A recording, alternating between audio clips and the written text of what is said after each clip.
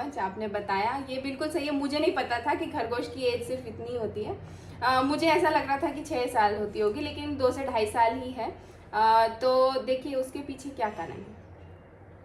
जब हमारे जीवन की शुरुआत होती है तो कैसे होती है, जब हम पैदा ही होते हैं तो सबसे पहला काम क्या होता है? सबसे पहला काम कि बच्चा आया इस दुनिया में तो वो क्या करेगा? रेखा मैम बताएंगे। हैंड रेस बहुत देर से कर रहे हैं, रेखा मैम से पूछेंगे। वो रोता है सबसे पहले।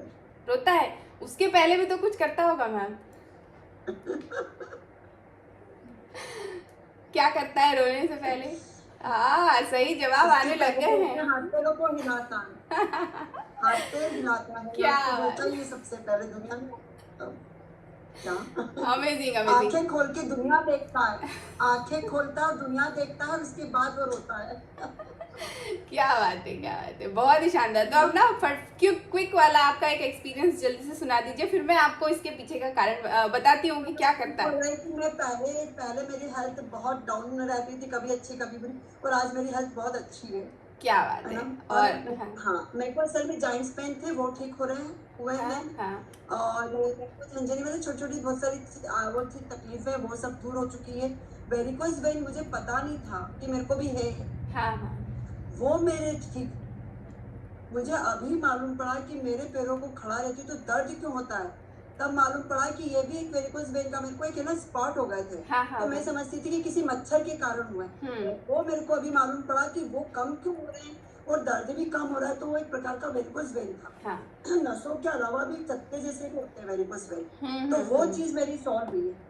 अब मेरे को थकान नहीं होती है, मैं बहुत अच्छे से चल लेती हूँ, जो 500 कदम नहीं चल सकती हूँ आज 5000 कदम की वॉकिंग कर लेती हूँ। क्या बात। एक्सरसाइज मतलब मैं सुबह सुबह मैं यहाँ से 8:15 जाती हूँ, 9:30 पे आती हूँ घर पे, बहुत ही जाती हूँ शानदार। घूमती हूँ, यहाँ से फ्यूल पहन के जाती हूँ, फिर वहां फ्यूल पी के जाती हूँ, हम्म। और वहां से मैं नारियल पानी पीते हुए आराम से हम आते हैं, तो हमको 9:30 बज जाती है, तो वहाँ एक्सरसाइज और वॉकिंग सब हो जाती है। क्योंकि अमेजिंग। सुबह उठ के एकदम से, नहीं तो मेरा सब कुछ अभी भगवान की तरह से अच्छा चल रहा है, प्लस प्राइम टाइम के द्वारा भगवान तो मेरे साथ है, क्योंकि वो पर ये सब सिखाया प्राइम टाइम ने, मेरे कोच ने, तो अभी मेरे को सब चीज बहुत अच्छी चल रही है, मेरे को कोई टेंशन नहीं है। बहुत ही बहुत शानदार, अच्छा। अमेजिंग एक्सपीरियंस है मैम आपका, मैंने बहुत वेट भी शानदार। 14 किलो के करीब कम कर लिया है मेरा। क्या बात है, 14 किलो आपका वजन भी कम हो गया, बहुत ही बढ़िया। और इंचेस मेरे 4-4 5-5 इंच कम हो गए, सब जगह से हुए, क्या कहीं से 2.5 इंच है, कभी से 5 है, कभी से 6, ऐसे हुआ है मेरा, बहुत अच्छा। और ये सब टाइम टाइम का, छोड़ने का मन नहीं कि भाई करना है, यहाँ बैठो, अपनी साइकिल चलाती हूँ मैं बैठे बैठे यहाँ, हाँ हाँ। और अपना प्राइम टाइम सुनती हूँ और अच्छा लगता है। अरे वाह, और क्या आप बात सभी है। कोच के कारण मेरे को बहुत बहुत अच्छा लगता है कि सबके मतलब दर्शन समझ लो कि एक गुरु हो गए आप हमारे। तो उनसे एक थैंक यू सो अच्छी चीज मच। मिलती है। ठीक है, thank you so much ma'am, बहुत थैंक यू। अच्छा लगा आपसे बात करके, और आपके एक्सपीरियंस ने सभी में एनर्जी भर दिया है ना, और हमारे नए मेंबर्स को भी लग गया कि भाई ये क्या मैजिक है, कैसे हो रहा है। तो वो मैजिक की एक छोटी सी झलकी आज हम देखेंगे, है ना। तो मैं बताती हूँ कि सबसे पहले बच्चा इस दुनिया में आता है तो सांस लेता है ना। हाँ, तो विपिन सर ने लेके भी बता दिया है कि सांस लेता है, और देखिए कितनी इम्पोर्टेंट चीज़ है ना। और उसको हम किस तरीके से गलत कर रहे हैं और क्या क्या चीज़ें उसमें करेक्ट करना है, आज हम वही चीज़ें जानेंगे। अब उसके बाद मैं ये बता देती हूँ आपको कि टर्टल इतने साल क्यों जीता है। चलिए उसके पहले एक और सवाल ही पूछ लेती हूँ कि टर्टल 1 मिनट में सांस कितनी लेता है? कितनी सांसें लेता है 1 मिनट में? पता है किसी को? नहीं पता? मैं बता दूं, 4 से 5 बार सांस लेता है 1 मिनट में।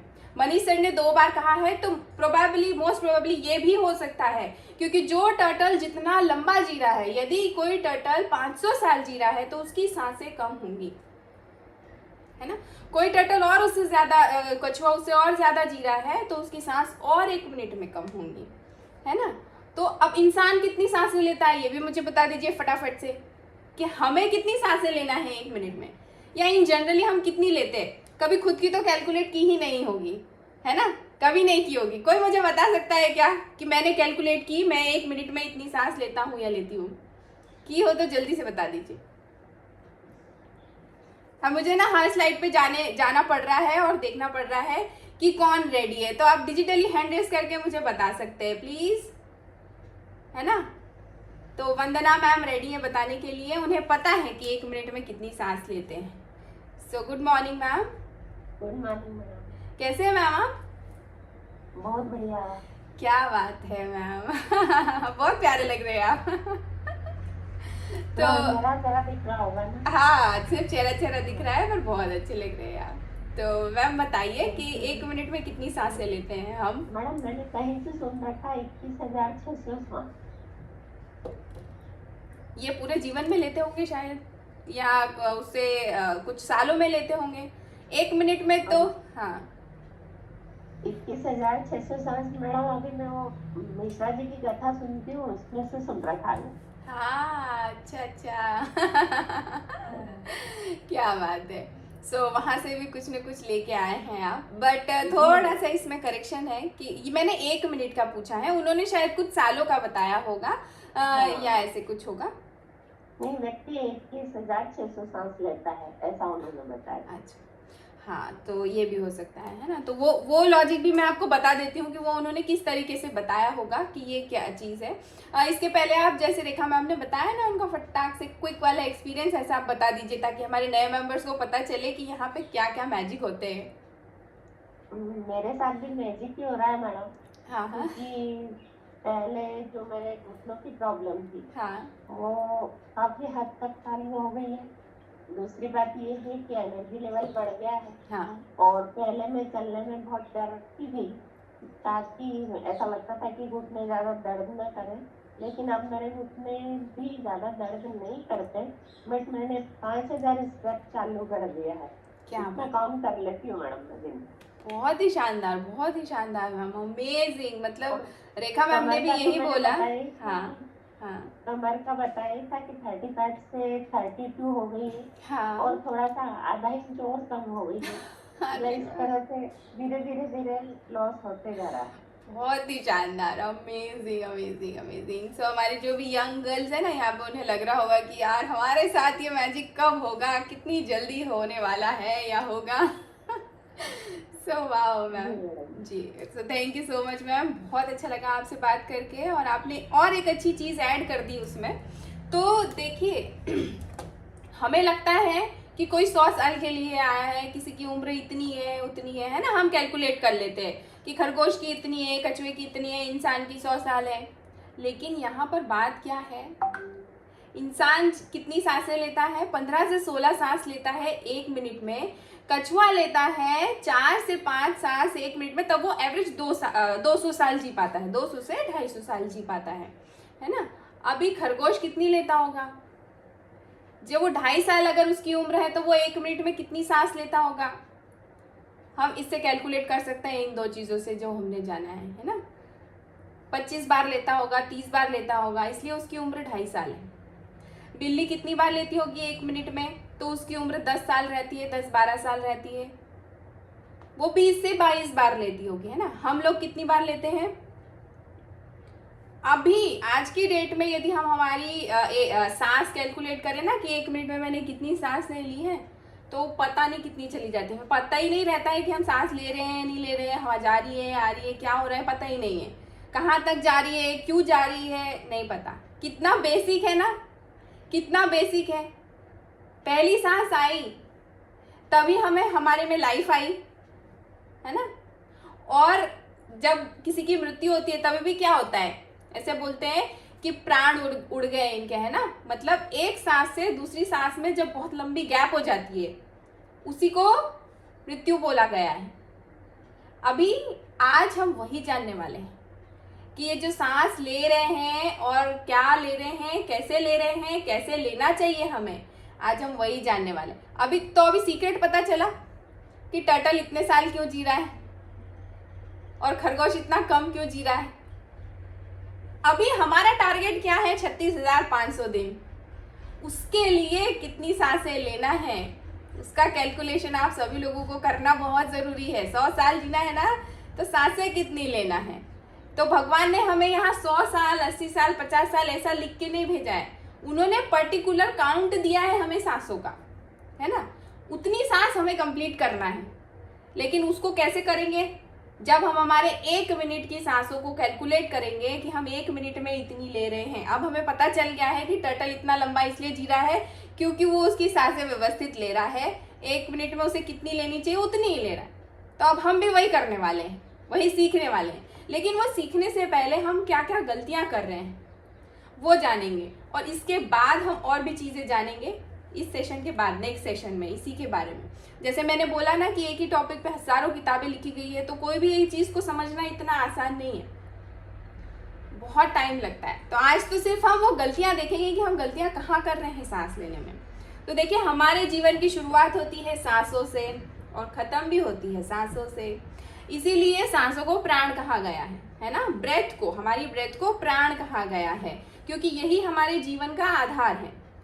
सारे साइंटिस्ट जितने इस चीज़ के ऊपर रिसर्च कर रहे हैं, या जो हमारे पुराने तपस्वी हैं, साधु हैं, जो मॉन्क्स हैं, उन सभी का ये कहना है रिसर्च के बाद भी और उनके खुद के एक्सपीरियंस के बाद भी, कि हमारी सांसें हमारे शरीर को, हमारे मन को, यहाँ तक कि हमारे अहंकार को, हमारे वाइब्रेशन को, हमारी चेतना को,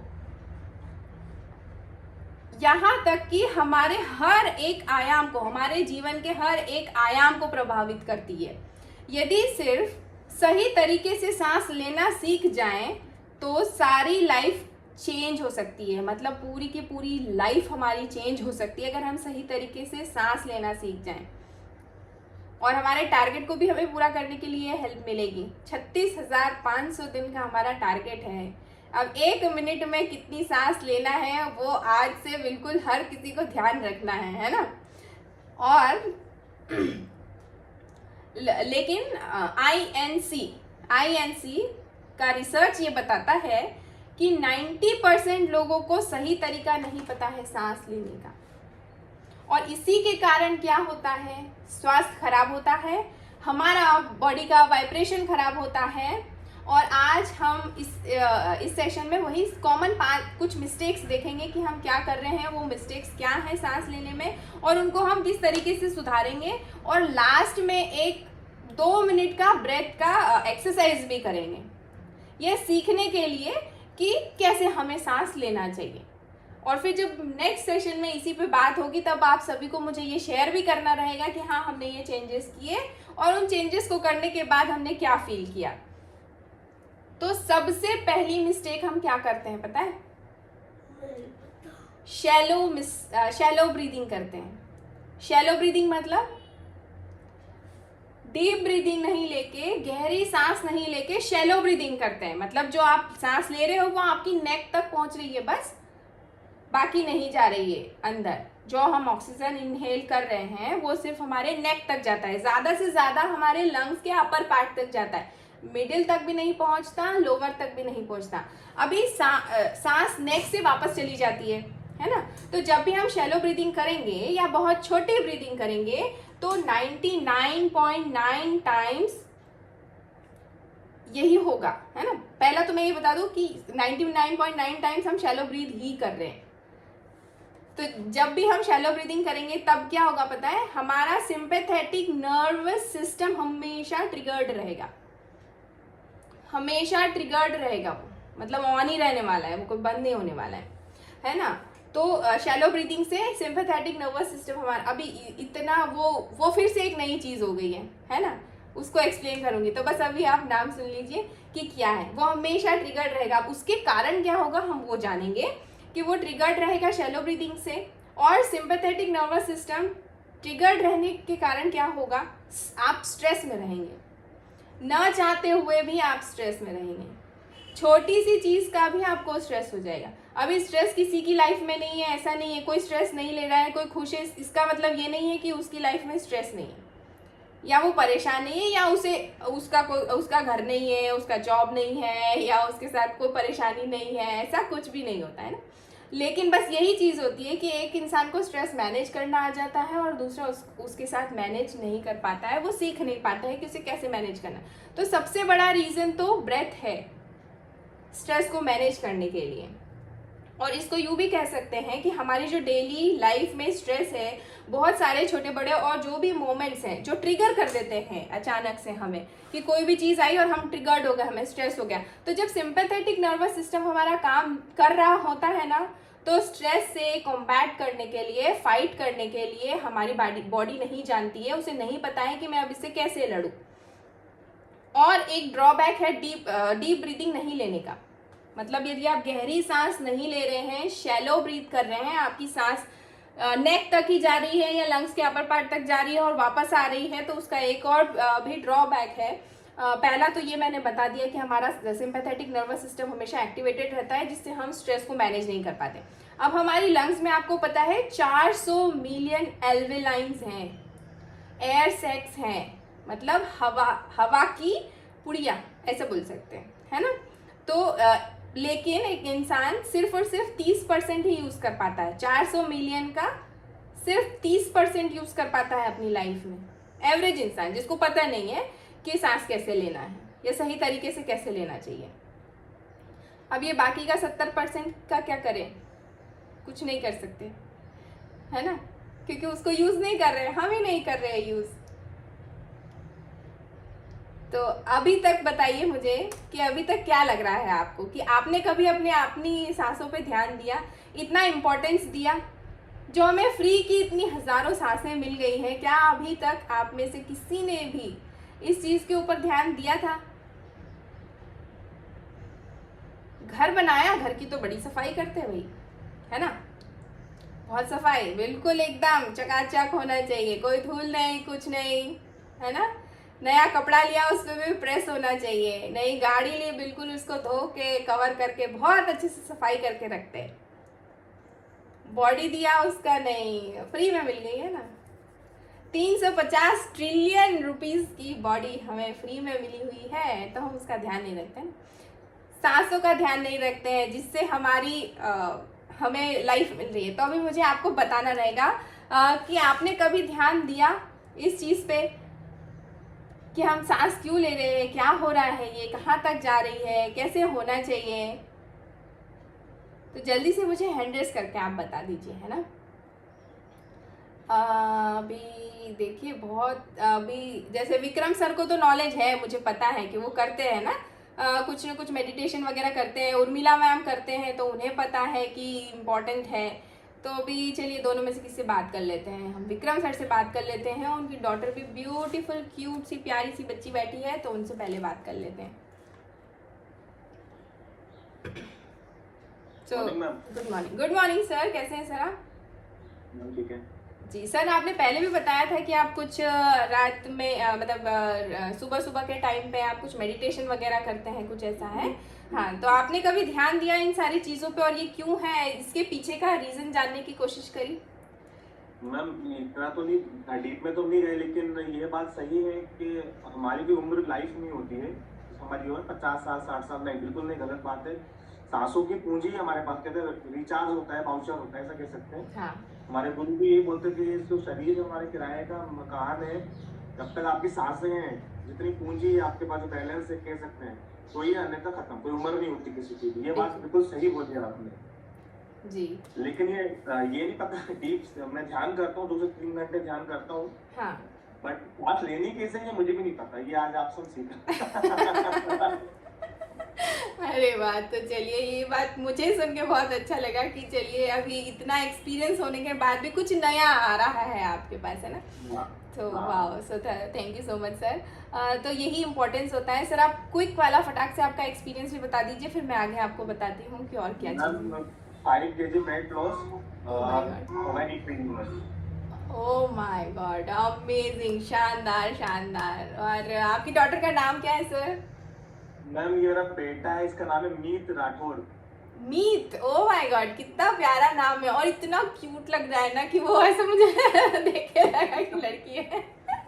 उनकी मम्मी का खाना बना रही है, तो ये मेरी जिम्मेदारी हो जाती है, सुबह सुबह बेटा स्कूल जाता बड़ा वाला, अच्छा, मुझे सब कुछ खाना होता है जी। अरे वाह, बहुत ही बढ़िया, अमेजिंग। और मीत बहुत ही लकी है कि वो उसके पापा के साथ इतना एंजॉय भी कर रहा है ना, उसका टाइम, क्वालिटी टाइम मिल रहा है, और अभी से उसको कुछ ना कुछ अच्छी चीज़ें उसके सबकॉन्शियस ब्रेन में जा रही है।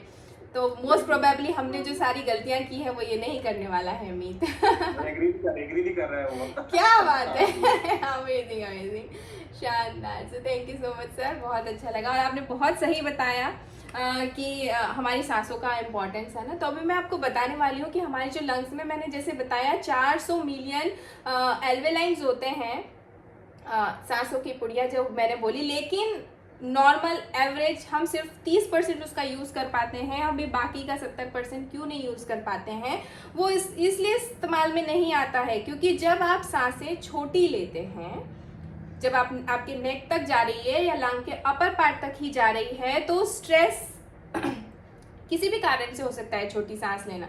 किसी को आदत हो सकती है, किसी को ज़्यादा स्ट्रेस रहता होगा, किसी को एंजाइटी होती होगी, ये कारण हो सकते हैं छोटी सांस लेने के।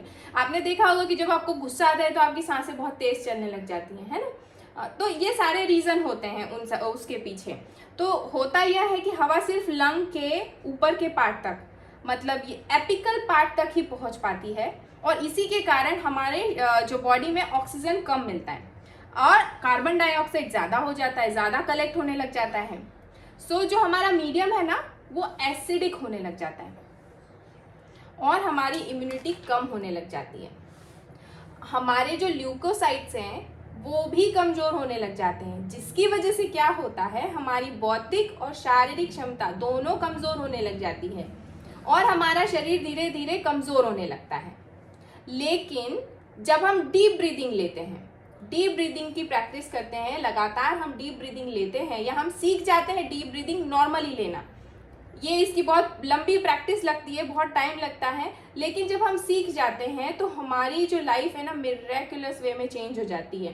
डीप ब्रीदिंग लेने से हमारे लंग के नीचे वाले हिस्से तक हवा पहुंचती है, मतलब वहां तक ऑक्सीजन पहुंच पाता है, जिससे कि न सिर्फ शरीर में ज़्यादा ऑक्सीजन मिलता है, साथ ही साथ में कुछ ऐसे टॉक्सिन्स होते हैं जो सिर्फ और सिर्फ हवा से ही निकल पाते हैं बाहर हमारे शरीर के। कुछ टॉक्सिन्स तो हम हमारे डाइट से कंट्रोल कर लेते हैं, बहुत सारी चीज़ों से ख़त्म कर सकते हैं हमारी बॉडी में, लेकिन जो लंग्स में टॉक्सिन्स हैं वो सिर्फ और सिर्फ हवा से ही बाहर जा सकते हैं।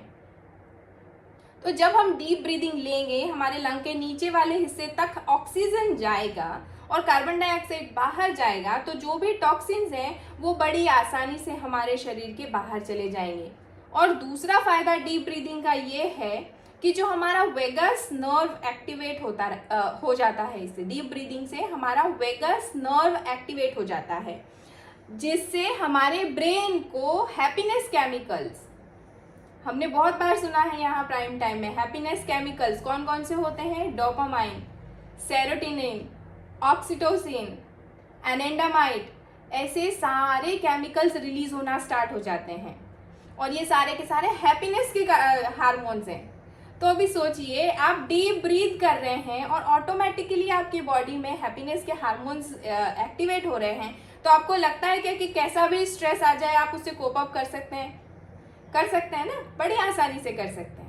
और जो खुश रहते हैं, जो कैसे भी स्ट्रेस को हैंडल कर लेते हैं, उनके पास ये सारी टेक्निक्स है, जाने अनजाने वो ये सारी चीज़ें कर रहे होते हैं, उन्हें पता होता है कि ये ऐसे कर सकते हैं। इसके पहले मैं एक छोटा सा रिमाइंडर भी आप सभी को देना चाहूँगी, इसके बाद मैं जो भी बताने वाली हूँ, कि हमारे बीच में जो भी नए मेंबर्स हैं उनके लिए एक ब्रेकआउट रूम बनेगा। आपको कोच को जाके अपनी सारी बातें शेयर करना है, उनसे बात करना है और जब अनम्यूट का ऑप्शन आए तो आपको अनम्यूट करना है, आपको वहाँ पर आपका वीडियो ऑन भी रखना है। तो ज्वाइन करने का ऑप्शन आएगा तो आपको बिल्कुल परेशान नहीं होना है कि क्या हो गया, मीटिंग से हम कहाँ जा रहे हैं। आपको ज्वाइन करने का ऑप्शन आएगा, आप ऑटोमेटिकली ब्रेकआउट रूम में चले जाएंगे और आपसे हमारे सर और मैम बात करेंगे। सो इसके बाद हम जैसे अब देख लिया हमने हैप्पीनेस के हार्मोन्स को कैसे हम आसानी से हमारी बॉडी से रिलीज करवा सकते हैं, डीप ब्रीदिंग से। बड़ा आसान तरीका है और डीप ब्रीदिंग कैसे करना है वो भी लास्ट में मैं बताने वाली हूँ, है ना। तो अभी तब तक हमको ध्यान से सुनना है। तो इस स्टेट में स्ट्रेस, एंग्जाइटी, डिप्रेशन, है ना, इम्पॉसिबल है। आपको अगर आ भी रहा है तो आप उससे बिल्कुल बहुत अच्छे तरीके से कोप अप करके आगे बढ़ सकते हैं। और तीसरा फायदा क्या है डीप ब्रीदिंग करने का, गहरी सांस लेने का, कि जो आपके टिश्यू के अराउंड एक फ्लूइड होता है, जो हमारी बॉडी में टिश्यूज होते हैं ना, उसके अराउंड एक फ्लूइड होता है, एक तरल पदार्थ होता है जिससे उन्हें खाना मिलता है है ना, और जिससे यहाँ जो गंदगी इकट्ठी हो रही होती है उसको बाहर निकाला जा सकता है। तो जो हमारे चेस्ट में वैक्यूम होता है, खाली जो स्पेस होती है, स्पेस क्रिएट होती है, जिससे कि यह तरल पदार्थ जो होता है ना, जो मैं फ्लूइड की बात कर रही हूँ, ये मोबिलाइज होने लगता है। मोबिलाइज होने का मतलब बड़ी आसानी से मोबाइल को मोबाइल ही क्यों कहा जाता है ना, आसान है, यहाँ से वहाँ लेके जा रहे हैं, एक जगह पे आपको खड़ा नहीं है। तो उसी तरीके से वो जो फ्लूइड आसानी से मिलने लगता है ना, वो मोबिलाइज होता है। जो भी टॉक्सिन्स हैं खाली स्पेस क्रिएट होने के कारण जब लंग्स पूरी एक्सपांड होती हैं तब, और वही हमारे हार्ट के पास वापस जाता है, और तब क्या होता है, हमारा हार्ट उसको पंप करके क्लियर कर देता है, बाहर कर देता है।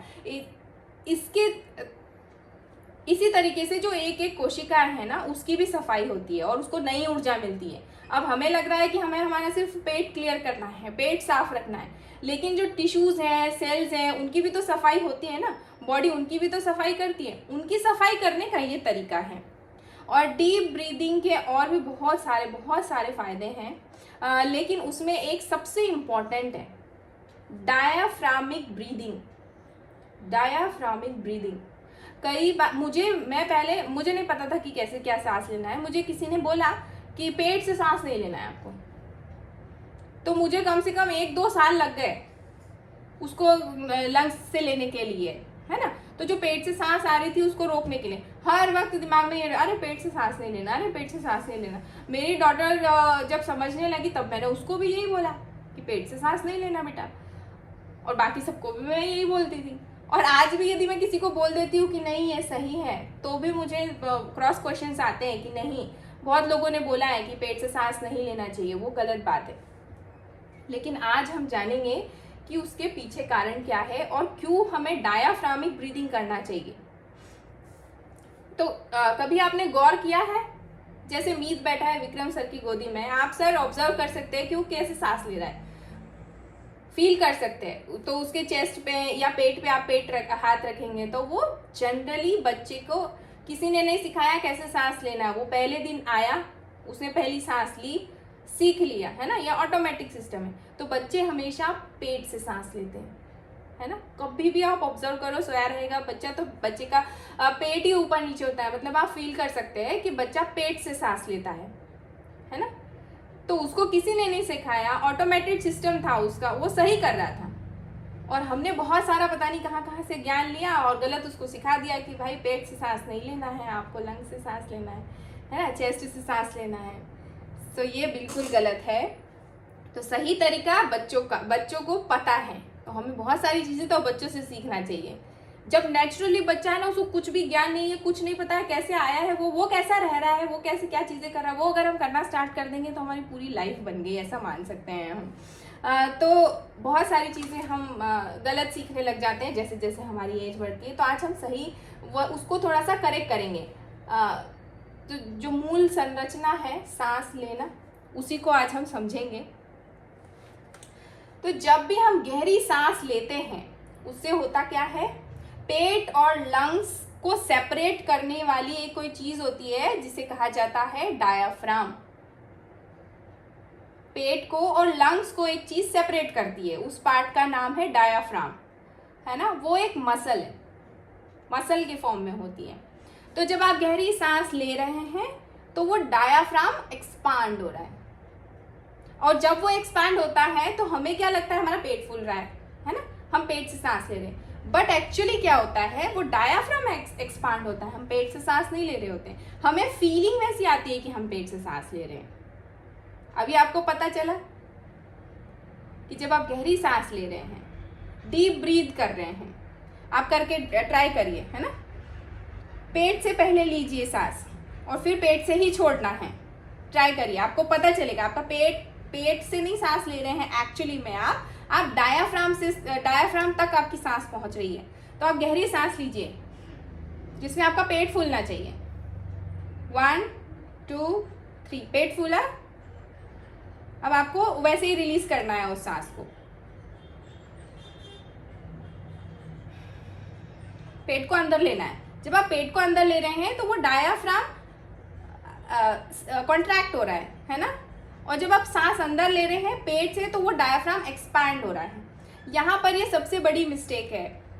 हमें लगता है कि हम पेट से सांस ले रहे हैं, लेकिन वो पेट से सांस नहीं होती है, डायफ्राम एक्सपैंड होता है और हमें वैसी फीलिंग आती है कि आप पेट से सांस ले रहे हैं, है ना। तो ये चीज़ आज से हमें करेक्ट करना है कि हमें लंग्स से सांस नहीं लेना है। जब आप लंग तक ही पहुंचा रहे हैं, उसको डायफ्राम तक नहीं पहुंचा रहे हैं, तो लंग का जो नीचे वाला हिस्सा है वहाँ ऑक्सीजन नहीं पहुंच रही है, और वहाँ ऑक्सीजन नहीं पहुंच रही है तो उसके क्या क्या ड्रॉबैक्स हैं आपने देख ही लिए हैं। तो ये कॉन्ट्रैक्ट करता है, और इसी के कारण चेस्ट में जो है ना स्पेस बढ़ जाती है, और चेस्ट में स्पेस बढ़ने के कारण फायदा क्या होता है, अभी मैंने अभी बताया कि जब स्पेस बढ़ जाती है तब जो हमारे टिश्यूज होते हैं उनकी सफाई होती है, और जब वो टिश्यूज की सफाई होती है तो हर एक चीज़ बहुत बढ़िया हो जाती है ना। और इस स्पेस के बढ़ने के कारण लंग्स के पास, फेफड़ों के पास जगह मिलती है, तब लंग्स ज़्यादा स्पैन कर पाती है, और जब यह ज़्यादा स्पैन करेंगे तो होगा क्या, ज़्यादा से ज़्यादा हवा अंदर आना शुरू हो जाएगी। हमारे जो लंग्स हैं पूरी की पूरी तरीके से फुल होने लगेंगे ऑक्सीजन से, और इसके कारण हम आपके जो शरीर में ज़्यादा ऑक्सीजन मिलने लगेगा। और देखिए ब्रीदिंग का उद्देश्य क्या होता है, ब्रीद करने का उद्देश्य क्या है, यही है कि ऑक्सीजन जाना चाहिए अंदर और कार्बन डाइऑक्साइड बाहर आना चाहिए, और वही हमें फुलफिल करना है। कार्बन डाइऑक्साइड को डीप ब्रीथ करके पूरा लंग्स के आखिरी पार्ट तक हमें लेके जाना है, और यही है मेन बेसिक उद्देश्य, तो कि भाई हमें ऑक्सीजन मिलना चाहिए। और कई लोगों के मन में ये भी सवाल फिर से आएगा कि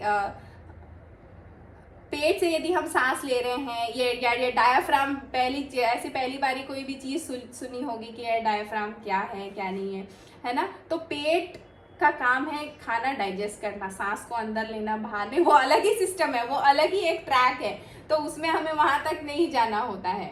हाँ, मुंह से यदि हम सांस ले रहे जाएगी तो वो भी लंग्स तक ही, मुंह से भी सांस लेंगे तो भी वो लंग्स तक ही पहुँचने वाली है, वो पेट तक नहीं जाने वाली है।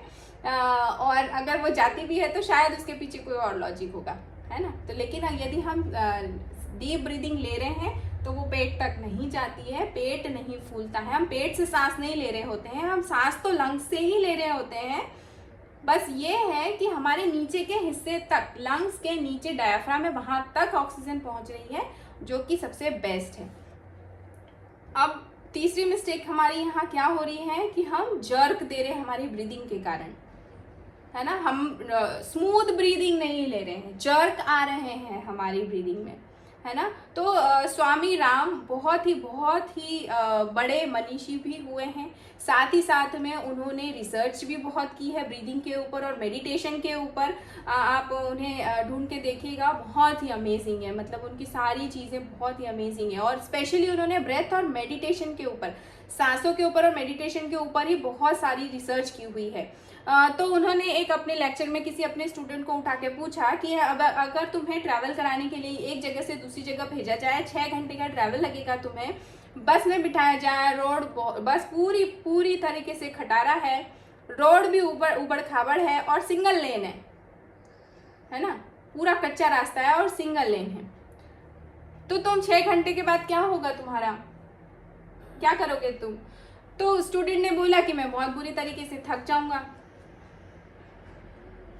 मुझे बॉडी पेन होने लगेगा 6 महीने तक, 6 घंटे तक लगातार आप ऊबड़ खाबड़ रोड पे हो, बस भी बड़ी खटारा है, खराब है, तो यही होने वाला है ना। तो उनसे पूछा गया कि क्यों, तो उसने बोला कि जर्क्स आएंगे बॉडी में, और जब जर्क्स आते हैं हमारी बॉडी सहन नहीं कर पाती है, हम फिर थका हुआ महसूस करते हैं, हमारी बॉडी को फिर पूरी तरीके से रेस्ट चाहिए रहता है, रेस्ट नहीं मिला तो भी गड़बड़ है।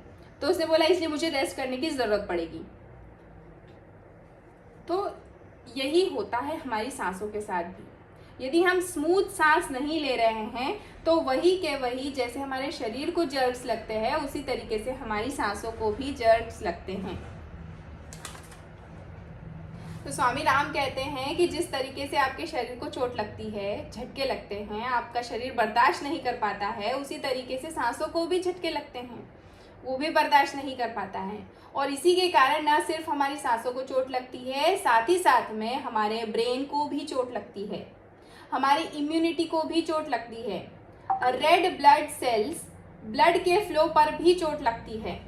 और धीरे धीरे हमारा शरीर, अगर लगातार हम जर्क वाली ब्रीथ कर रहे हैं, स्मूथ हमारी ब्रेथ नहीं है, हम सांसें स्मूथली नहीं ले रहे हैं, तो धीरे धीरे से हमारा शरीर कमज़ोर होने लगता है। और अगर सांसों में जर्क आ रही है तो इसका सीधा सा कारण क्या हो सकता है उसके पीछे, कि या तो तुम स्ट्रेस में हो, या तो आप स्ट्रेस में हैं, इसलिए सही तरीके से स्मूथली ब्रेथ नहीं आ रही है ना।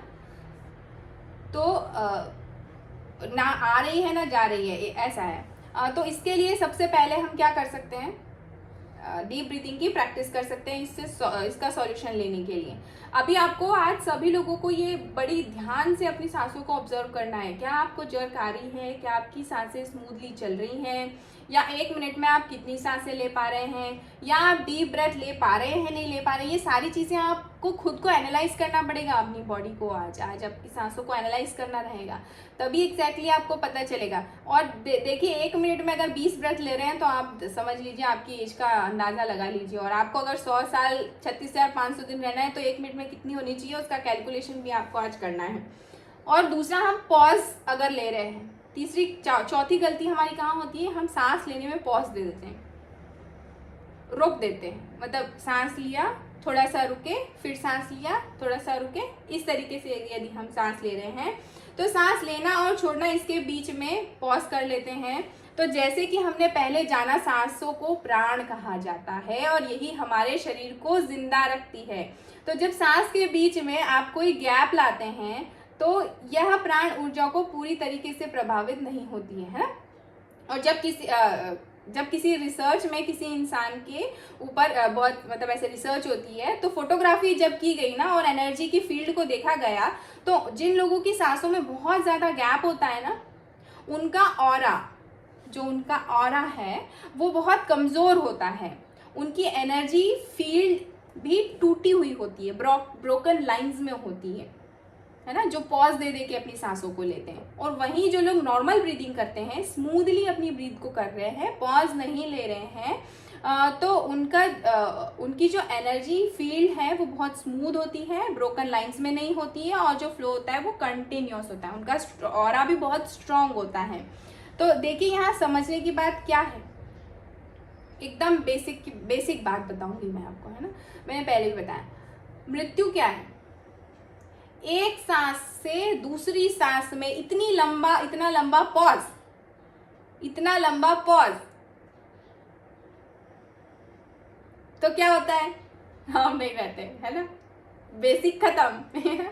तो वही ये पॉज क्या है, आप छोटे छोटे पॉज ले रहे हो, तो आप देखिए आप आपके कितने सारे टिश्यूज को, कितनी सारी सेल्स को, आपके ओवरऑल अंदर इंटरनल बॉडी को कितना नुकसान पहुंचा रहे हैं। वो हमारा पॉज बड़ा नहीं है, छोटा है, लेकिन लगातार ऐसे पॉज होते रहेंगे तो आप सोच सकते हैं कि कितना नुकसान कर रहे हैं, है ना। हमारे सांसों के बीच में गैप नहीं आना चाहिए, वो स्मूथली चलना चाहिए। इसलिए जब भी आप सांसों को ऑब्जर्व करेंगे तो कोशिश करेंगे कि आपका जो इनहेलेशन है, मतलब जब आप सांस अंदर ले रहे हैं, और आपका जो एक्सहेलेशन है, जब आप सांस बाहर छोड़ रहे हैं, उन दोनों के बीच में पॉज नहीं होना चाहिए, गैप नहीं होना चाहिए।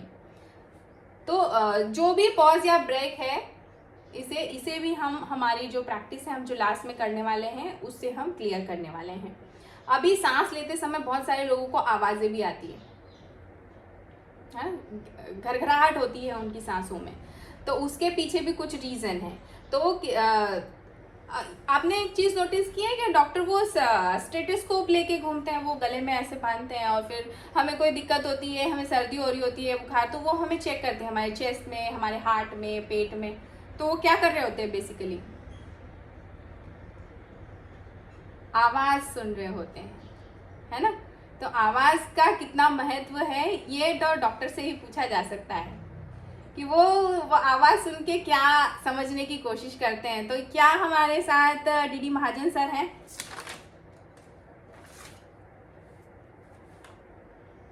सर से पूछ सकते हैं कि वो किस तरीके से यूज़ करते हैं उनका stethoscope. Good morning sir. Good morning. Good morning. तो सर आपको क्या लगता है कि आवाज़ों का क्या महत्व है? जो डॉक्टर्स ऐसे गले में स्टेथोस्कोप लगा के रखते हैं और वो कुछ सुनने की कोशिश करते हैं, तो वो क्या है, वो क्यों करते हैं ऐसा? मैं कुछ प्रॉपरली नहीं बता पाऊंगा, इसके लिए ज्यादा अच्छा होगा आप नीमा साहब अगर प्रेजेंट कर रहे हो तो उनसे पूछिए। जी। वो आवाज से ही अंदाज लगाते हैं कि हार्ट बीट कैसी चल रही है, हाँ। मैसेज जाता है, पर वो ज्यादा अच्छे से नीमा साहब बता पाएंगे। अगर Okay. नीमा साहब हो ऑनलाइन तो उनको पूछिए। आज नीमा सर नहीं है शायद। तो चलिए कोई बात नहीं सर, आपका मैं बेसिकली डेंटल सर्जन हूँ। Okay got it. लेकिन जो आवाज हार्ट स्टेथोस्कोप तो सुनी जाती है, हाँ। उसकी रेगुलरिटी, उसकी पल्स कैसी हाँ। है, रेगुलर है, हाँ, मतलब बेसिकली जो पल्स नॉर्मल चलना चाहिए, अगर उससे ऊपर नीचे चल रही है, हार्ट बीट हाँ, हार्ट रेगुलर बीट, है, हाँ। इरेगुलर है, कई तरह की होती है, इरेगुलरली इरेगुलर, रेगुलरली रेगुलर, हाँ। Like that. पर ओके ज्यादा अच्छे से नीमा साहब बता पाएंगे उस चीज को। ओके सर, कोई बात नहीं। आज Sorry, नीमा सर नहीं है, कोई बात नहीं, हम भालके मैम से बात कर लेते थे। Sorry I could not explain that. It's okay sir. हम भी सब सीख ही रहे हैं। Thank you sir, thank you sir, thank you. तो भालके मैम आप हमारी हेल्प कर पाएंगे क्या? कहाँ पर है भालके मैम? आपके पास अनम्यूट का ऑप्शन है।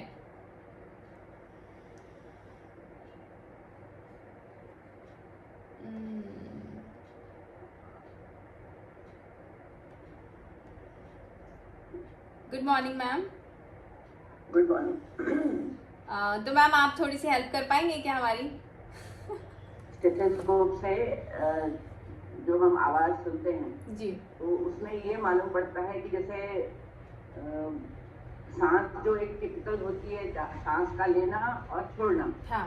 पर यदि उससे कोई ऑब्स्ट्रक्शन हो या फिर जैसे सर्दी या खांसी होती है तो यदि छाती में थोड़ा सा बलगम है या मतलब कुछ अलग से आवाज आ रही है, जैसे अस्थमा में होता है कि हाँ। कींग आवाज होती है, हाँ।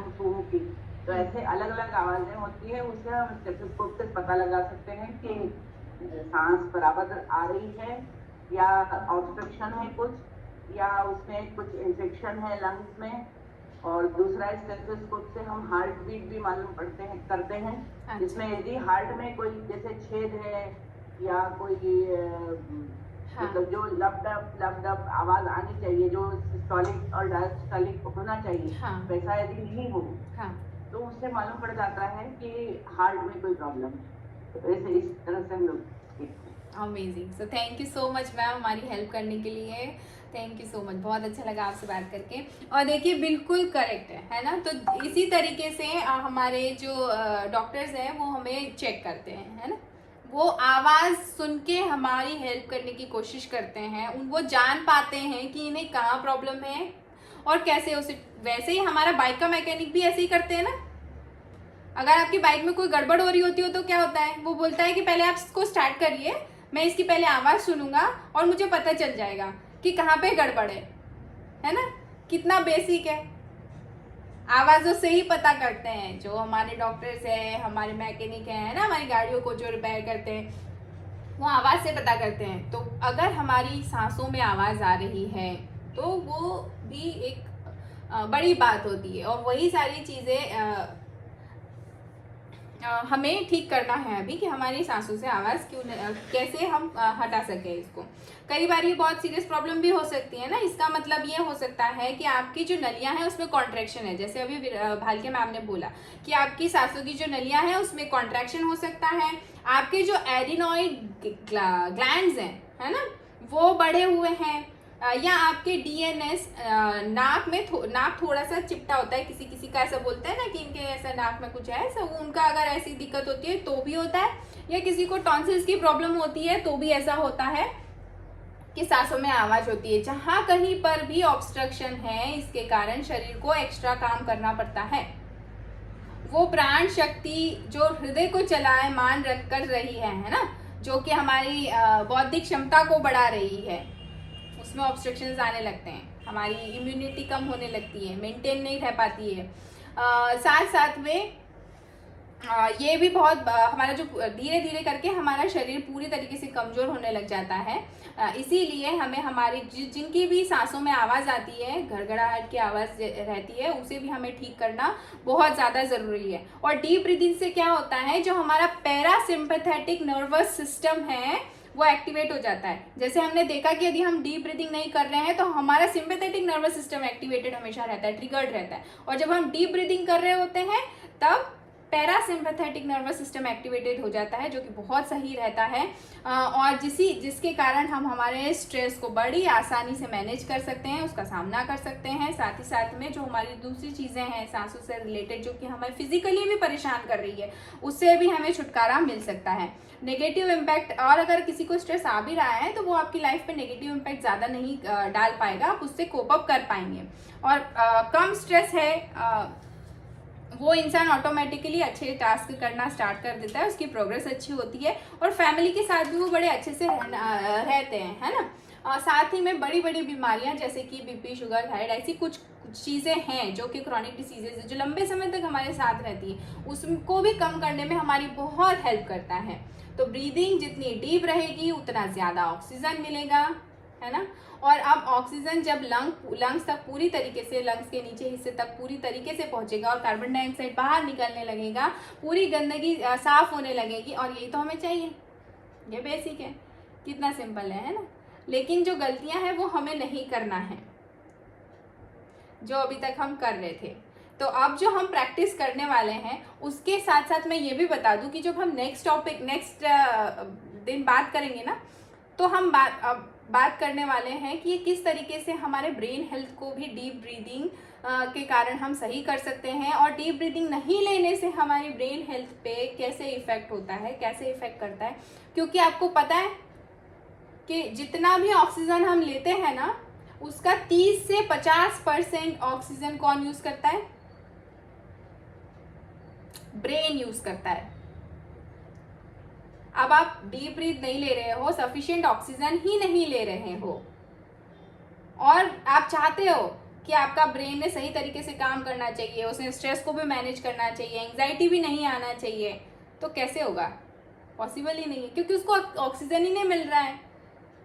और जितनी रिक्वायरमेंट है हमारी, पहला तो हम खुद ही कम ले रहे हैं, तो फिर ब्रेन के पास कितना पहुंचेगा? उससे और कम पहुंचेगा।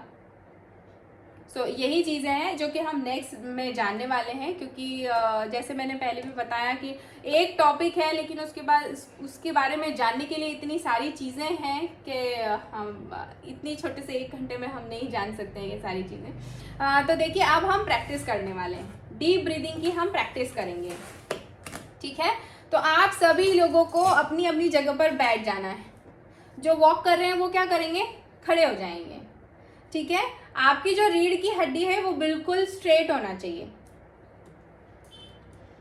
पूरी तरीके से स्ट्रेट होना चाहिए आपकी रीढ़ की हड्डी, है ना। आप सभी लोगों को बैठना है, जो बैठ सकते हैं, जैसे पंकज सर बड़े अच्छे से बैठे हैं, विक्रम सर भी बैठ गए हैं, विजय सर भी। अगर आप चेयर पे बैठे हैं तो कोई बात नहीं, चेयर पे आप नॉर्मली आपका रीढ़ की हड्डी सीधी रख सकते हैं, है ना। अक्षता मैम भी बहुत मस्त तरीके से बैठे हैं। सो वाओ, है ना। अब हम लोग डीप ब्रीदिंग करेंगे और डायाफ्रामिक ब्रीदिंग करेंगे, ठीक है। आपकी सांस आपके डायाफ्राम तक, मतलब आपका पेट फूलना चाहिए, आपको फील होना चाहिए कि आपका पेट फूल रहा है, ठीक है, मतलब डायाफ्रामिक ब्रीदिंग हो रही है। तो जब आप अंदर लेंगे तो आपका पेट फूलना चाहिए, और जब आप बाहर लेंगे तो आपके पेट में कॉन्ट्रैक्शन आना चाहिए, एक्सपैंड होना चाहिए और कॉन्ट्रैक्ट होना चाहिए, ठीक है। तो जब मैं काउंट करूंगी, और ये जब इनहेल करेंगे आप तो मैं 5 तक काउंट करूंगी, और एक्सहेल करेंगे आप तब भी मैं 5 तक काउंट करूंगी, ठीक है। इससे हम ये भी कैलकुलेट कर सकते हैं कि हम 1 मिनट में कितनी ब्रेथ लेंगे और लेते हैं, ठीक है। और इस प्रैक्टिस को कंटिन्यूअस करने के बाद हम 1 मिनट में कितनी ब्रेथ तक पहुंच सकते हैं, ठीक है। तो आप सभी को मैं स्टार्ट करूं? आप सब रेडी हैं? ठीक है। सो ओके, डीप ब्रीथ लेना है, पेट फूलना चाहिए, आपको ये फीलिंग आनी चाहिए।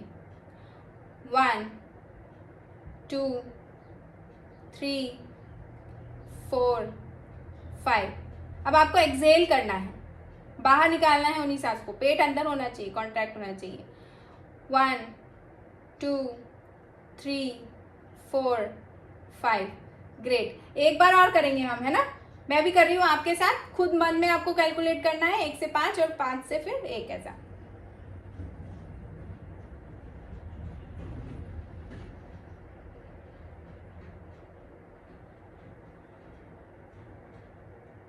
फिर से करेंगे।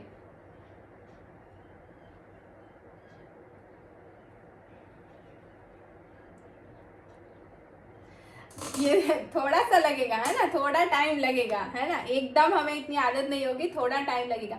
लेकिन जब आप लगातार ये डायफ्रामिक ब्रीदिंग करते रहेंगे ना, तो आप लिटरली ये फील करने वाले हैं कि अंदर कुछ चीज़ें बदल रही हैं, बहुत चेंजेस आ रहे हैं, है ना।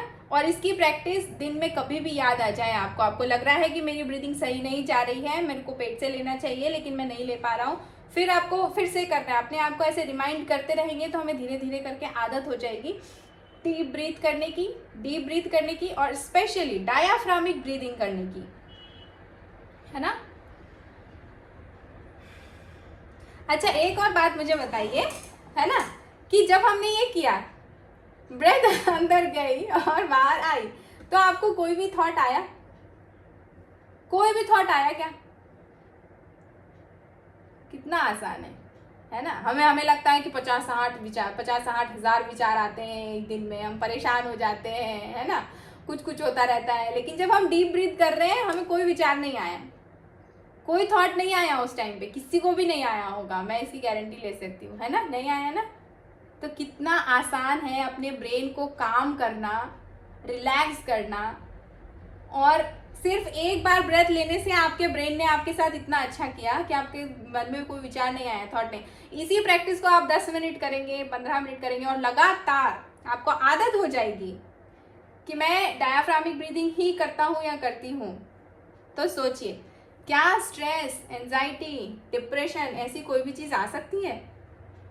आ ही नहीं सकती, क्योंकि हमारा ब्रेन एकदम फुल ऑन ऑक्सीजनेटेड है, उसको हर एक चीज़ मिल रही है। जिसको जो चाहिए वो मिल जाए तो वो सेटिस्फाइड नहीं रहेगा क्या? सेटिस्फाइड रहेगा।